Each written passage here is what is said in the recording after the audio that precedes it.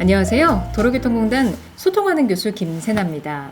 민식이법이라고 들어보셨죠? 이 민식이법은 어린이 보호구역의 안전을 강화한 법으로 지난 2020년 3월부터 시행되고 있는데요. 사실 민식이법이 어린이 보호구역 내 어린이 사고에 대해서 처벌을 굉장히 무겁게 하고 있다 보니까 당시에 이 민식이법이 생기던 즈음에는 어린이 보호구역 돌아가라 라는 말이 있을 정도였고요. 그리고 이 민식이법이 시행되고 나서 또 한 번 사회적 문제가 됐던 것은 아이들이 민식이법 놀이라고 해서 잘못된 놀이를 하고 있는 것이 사회적 문제가 되기도 했습니다. 그래서 오늘은 부모님이 아이와 함께 같이 들어주셨으면 좋겠어요. 오늘은 민식이법 놀이 예방 교육이면서 동시에 운전자들이 스쿨존에서 무엇을 조심해야 되는지 스쿨존 사고 예방 수칙까지 함께 두루두루 살펴보는 시간으로 마련을 했습니다. 자, 일단 민식이법이 무엇인지에 대해서 간략하게 말씀을 드리면요. 자, 세 개의 큰 축이 있습니다. 하나는 요즘에 무인단속 카메라 어린이 보호구역에 굉장히 많이 늘었죠. 계속해서 증가하고 있죠. 이게 바로 민식이법 때문에 생겨난 거고요. 자, 두 번째 큰 축은 민식이법으로 인해서 어린이 보호구역 내 안전시설물이 굉장히 보강이 됐어요. 예를 들어서 없던 신호등도 갑자기 생기고 없던 횡단보도도 생기고 그리고 과속 방지턱도 늘고 주변에 안전 펜스도 설치되고 이런 안전 시설물을 보강하는 것이 민식이법의 두 번째 축이고요. 자, 그리고 가장 중요하면서 핵심인 법이 바로 특정범죄 가중처벌법 개정안입니다. 자, 이 법은 스쿨존에서 어린이 사고를 유발했을 때 특정 범죄 취급해서 더 가중처벌하는 법이에요. 이거는 좀 확대를 해서 보겠습니다. 특정범죄 가중처벌 등에 관한 법률 제5조 13에 나와 있어요. 어린이 보호구역에서 어린이 치사상의 가중처벌.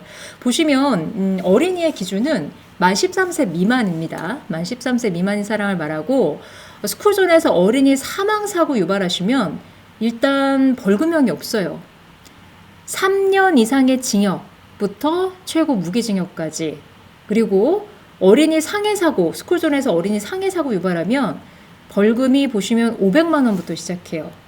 아무리 적게 다친 사고를 할지라도 경찰에 신고 들어가고 진단서 단 며칠이라도 제출을 해도 500부터 벌금이 500부터 시작합니다.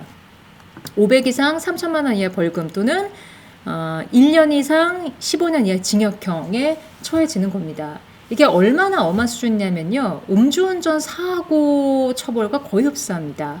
조항 중에서 딱 하나 달라요. 음주 사고 같은 경우는 최소 벌금이 1,000만 원부터 시작하거든요. 그런데 이게 어린이 보호구역에서는 500부터 시작하는 거 그거 하나 다르고 나머지 조항은 다 똑같습니다. 이제 스쿨존 사고를 얼마나 무겁게 처벌하는지 비교가 좀 되시죠. 자, 이렇게 스쿨존 사고에 대해서 법이 바뀌면서 엄하게 무겁게 처벌되다 보니까 사실 당시에 좀 논란도 많았었고 자, 그러나 여하튼 우리 아이들의 안전을 위해서 이렇게 법규가 만들어진 건데요. 자, 그런데 문제는 이 법규가 생기고 나서 민식이법 놀이가 유행하기 시작했어요. 자, 민식이법 놀이 유형을 제가 몇 가지를 보여드릴 겁니다. 먼저 첫 번째 유형인데요. 자, 보시면 아이가 여기 어린이 보호구역에 적혀 있죠? 차가 지나가자마자 기다렸다는 듯이 막 뛰어오기 시작해요. 마구마구 뛰어오니까 이렇게 아이가 특히 어린이 보호구역에서 그 처벌이 무겁다는 어린이 보호구역에서 이렇게 뛰어오면 자동차 운전자들 무섭지 않겠습니까? 저라도 무서웠을 것 같아요. 저 왜 저러지? 저렇게 뛰다가 여기 어린이 보호구역인데 내 차에 부딪혀서 어떻게 대기라도 하면 어떡하지? 두려운 마음이 생기니까 운전자들은 더 쫓기는 심정으로 도망가는 거예요. 이게 아이들이 재밌는 거예요. 그런데 보시다시피 이 마지막 장면에서 보시면 다른 골목에서 차가 나오고 있었어요. 만약에 이 친구가 계속 앞만 보고 나서 급하게 뛰어갔다가 자칫 잘못하면 그 다른 방향에서는 차와 사고 날 수도 있는 상황이었죠. 자, 보시면 비슷한 유형이에요. 여기 골목길에서 계단에서 아이들이 보이죠. 차 지나가라고 이렇게 수신호까지 해요. 가세요, 가세요 하고 뭐 하냐면요. 자, 아까 그 아이처럼 마구 전력 질주해서 쫓아갑니다. 네, 이게 민식이법 놀이의 하나의 유형인데요. 절대적으로 우리 친구들 이렇게 차를 쫓아가는 행위는 기본적으로 어른을 굉장히 불쾌하고 쫓기게 만들고 그리고 화가 나게 만들 뿐만 아니라 본인 스스로도 다칠 수 있는 위험한 행동이다라는 사실 꼭 인지하시고 절대 하시면 안 됩니다. 자, 민식이법 놀이 두 번째 유형은 좀 큰 아이들이 하는 유형인데요. 저기 보시면 확대된 화면을 보시면 이 아이들 지금 뭐 하고 있냐면요. 횡단보도에 누워 있어요. 스쿨존에서 들어 누워 있다가 차가 점점 가까이 오니까 벌떡 일어나서 가는가 싶더니 갑자기 차 근처에서 말춤을 추기 시작합니다. 운전자를 거의 놀리는 거죠. 이렇게 하다가 도망갔어요. 이런 유형들. 자, 이렇게 도로에 들어 눕는 거. 민식이법이 얼마나 엄한지 아니까 어른들을 놀려주는 식으로 이렇게 민식이법 놀이를 하고 있는 거거든요. 자, 이렇게 하다가 진짜 사고로 이어지면, 자칫 잘못해서 사고로 이어지면 고의성이 있는 행동이죠. 내가 운전자를 놀려주려고 일부러 길바닥에 들어 누웠어요. 이런 고의성이 있는 그런 사고에 대해서는 법원에 갔을 때 운전자가 무혐의 받을 가능성이 높습니다. 운전자가 무혐의 받잖아요? 설사 내가 장난하다 차와 진짜 사고가 났을 때 크게 다쳤다 할지라도 보험 보상이 안 됩니다. 치료비를 받을 수가 없어요. 치료비는 내가 스스로 치료를 받아야 되는 거고 결국 고스란히 부모님 몫이 되는 겁니다. 이런 민식이법 놀이 절대적으로 하시면 안 되고요. 자, 이제는 민식이법 놀이는 아니고 스쿨존에서 흔하게 발생할 수 있는 어린이 사고 유형을 보여드릴 건데 아이들, 우리 친구들은 우리 아이들 입장에서 친구들 입장에서 어떤 행동을 하면 안 되는지에 대해서 주의 깊게 보시고 우리 어른들은 운전자분들은 스쿨존 지나실 때 어떤 곳들을 더 특히 어떤 아이들을 더 주의하셔야 되는지 한번 유심히 한번 보시기 바랍니다. 첫 번째 사고 사례입니다. 보시면 이제 쭉 통과해서 가는데 전방에서 좀 장난치면서 뛰어다니는 애들이 보여요. 이 뛰어다니는 애들이 갑자기 도로를 후다닥 무단횡단에서 가로지르는데 막바지에 뛰어나오는 아이가 차와 부딪혔습니다. 자, 우리 친구들 여기 지금 도로죠. 횡단보도가 아니었던 곳이죠.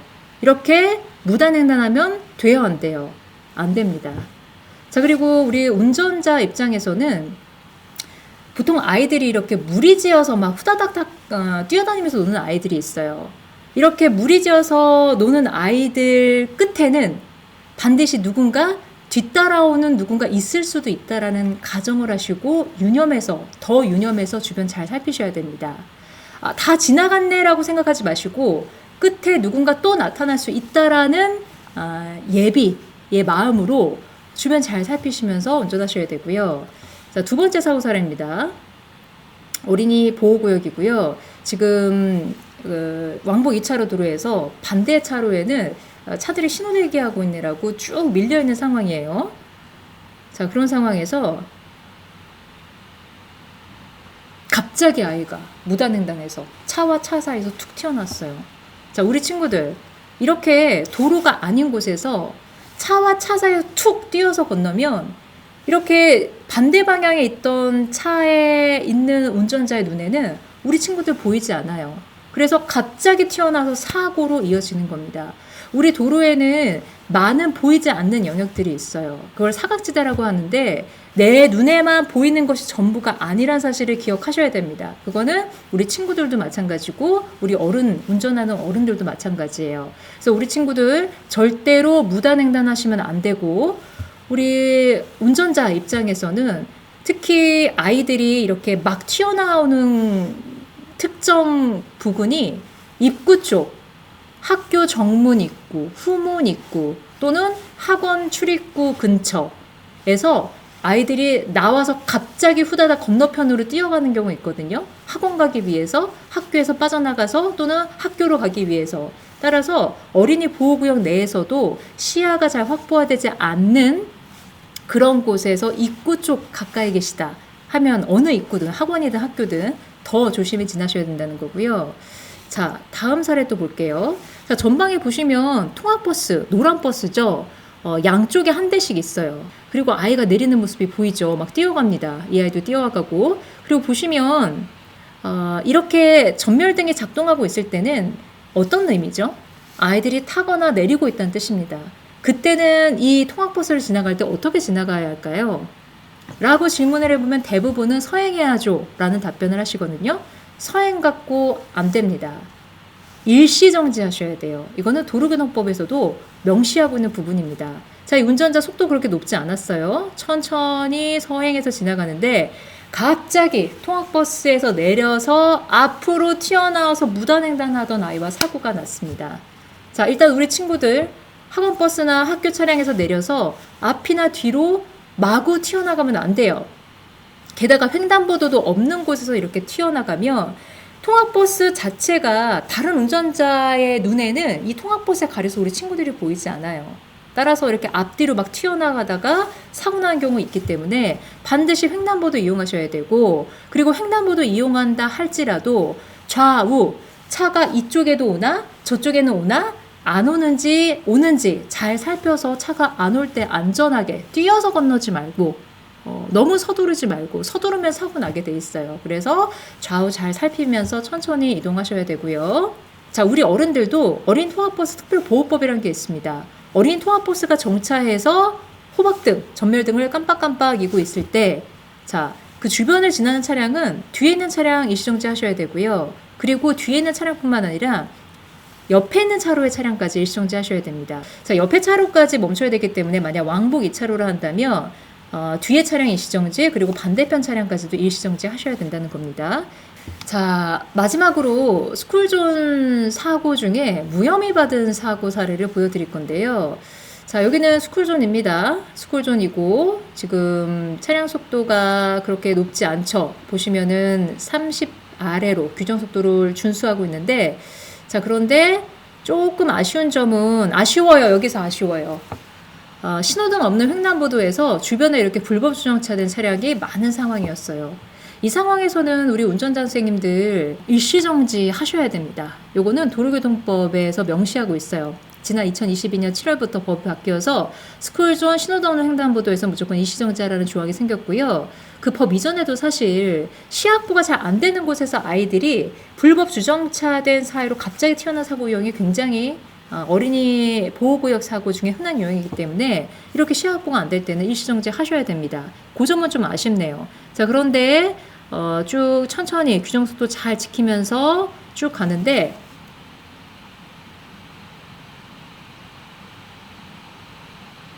갑자기 불법 주정차된 사이에서 아이가 툭 튀어났어요.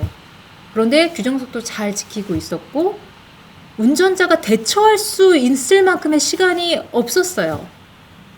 스쿨존 사고가 일단 기본적으로 민식이법 때문에 처벌 자체가 굉장히 무거워졌기 때문에 법원에서도 판단을 신중히 기합니다.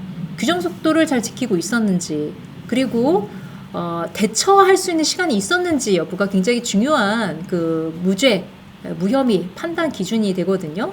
그런데 이렇게 대처할 수 없을 정도로 아이가 1초 안에 갑자기 확 튀어나왔고, 보이지 않던 아이가 갑자기 확 튀어나왔을 때, 그리고 규정속도까지 잘 지키고 있었다면 무혐의 판결받는 사례들이 요즘 종종 있습니다. 이 사고 역시도 최종적으로 운전자가 무혐의 판결을 받았고요. 자, 우리 친구들 이렇게 차와 차 사이에서 횡단보도도 없는 곳에서 갑자기 튀어나오면 큰일 나요. 안 보이던 상황에서 서로 안 보이죠. 운전자는 우리 친구들이 안 보이고, 그리고 우리 친구들 입장에서는 갑자기 다가오는 차가 보이지 않고, 그래서 절대 무단횡단을 하면 안 되고, 자, 그리고 우리 운전자들도 이렇게 불법 주정차 자체가 사실은 많은 스쿨존 유형에서 원인 제공을 하는 경우가 굉장히 많았기 때문에 스쿨존 주변에서는 불법 주정차 하시면 절대 안 됩니다. 어린이 보호구역 주변이 다 불법 주정차 구역이에요. 주정차가 금지된 구역입니다. 학교 주변에 있는 P라고 적혀서 학부모들이 그 아이들 등하교 시킬 수 있는 그 공간 빼고는 다 나머지 구역은 다 불법 주정차 구역이에요. 따라서 절대 불법 주정차 하시면 안 되고요.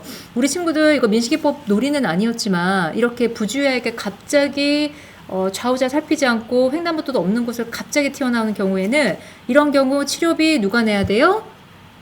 운전자가 대주지 않아요. 사고 차량이 대주지 않습니다.